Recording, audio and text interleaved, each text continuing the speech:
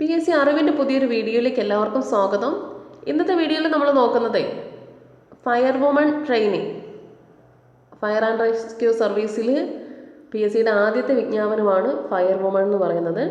അതുമായി ബന്ധപ്പെട്ട എല്ലാ കാര്യങ്ങളും ഈ വീഡിയോയിൽ ഉൾപ്പെടുത്തുന്നുണ്ട്.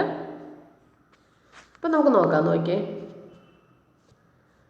Category number 245/2020.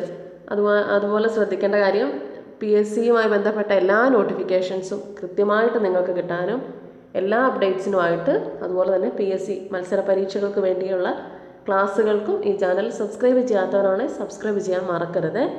Bell button press ചെയ്യണം. എങ്കിലും മാത്രമേ ഉള്ളൂ ഞാൻ വീഡിയോ അപ്ലോഡ് ചെയ്യുന്ന സമയത്ത് നോട്ടിഫിക്കേഷൻ നിങ്ങൾക്ക് കിട്ടത്തുള്ളൂ കേട്ടോ.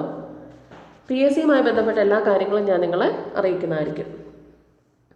Okay, category number 245/2020 fire woman trainee fire and rescue service.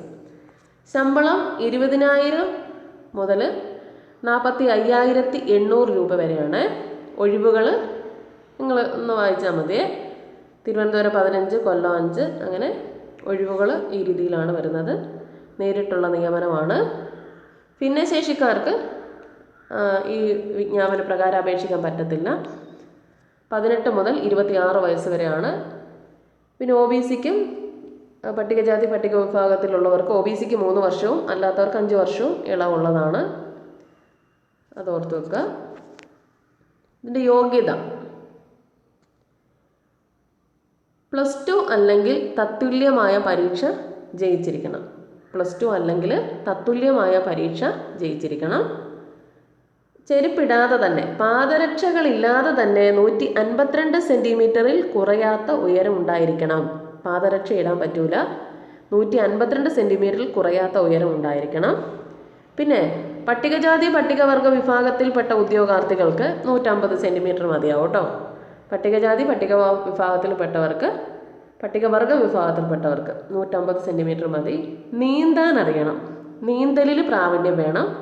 കണ്ണട കൂടാതെ തന്നെ താഴെ പറയുന്ന രീതിയിലുള്ള കാഴ്ചകൾ വേണം. അത് നിങ്ങളൊന്ന് നോക്കിയാൽ മതി. സ്നെല്ലൻ അനുസരിച്ച് 6.0.5.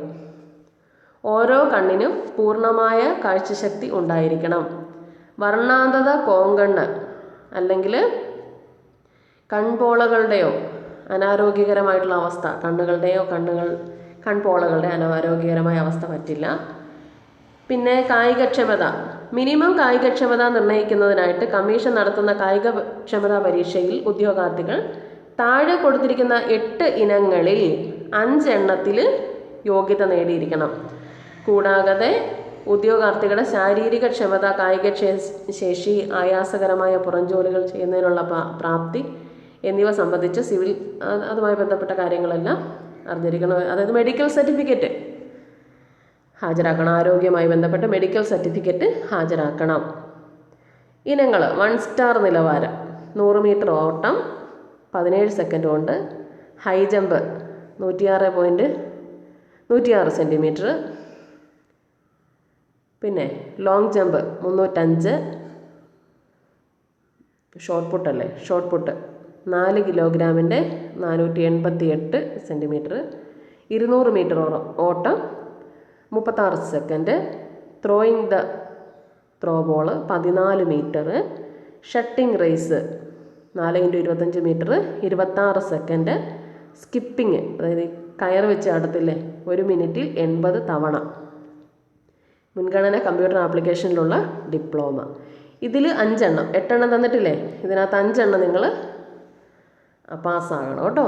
എങ്കിലും മാത്രമേ ഉള്ളൂ ലിസ്റ്റ് വന്നാൽ തന്നെ, നമ്മുടെ എക്സാം ലിസ്റ്റിൽ വന്നാലും ജോലിയിൽ അർഹമാകത്തുള്ളൂ. അപ്പോൾ ഇത്രയും കാര്യങ്ങളാണ് ഫയർ വുമണുമായി ബന്ധപ്പെട്ട നമ്മൾ പ്രധാനമായിട്ടും. നീന്തലിൽ പ്രാവീണ്യം ഉണ്ടായിരിക്കണം. ഇത് നോട്ട് ചെയ്തോണേ. അപ്പോൾ എല്ലാവരും കൃത്യസമയത്ത് അയക്കാൻ ശ്രദ്ധിക്കുക കേട്ടോ. അപേക്ഷ അയക്കാനുള്ള അവസാന തീയതി എന്ന് പറഞ്ഞത് 23/12/2020 ആണ്. 23/12/2020 അയക്കണം കേട്ടോ. രാത്രി 12 മണി വരെ.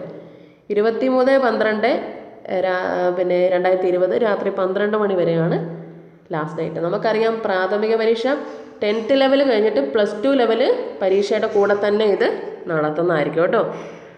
ഓക്കെ, പുതിയൊരു വീഡിയോയിൽ കാണാം. പ്രയോജനപ്രദമെങ്കിൽ ലൈക്ക് ചെയ്യാൻ മറക്കരുത്. താങ്ക്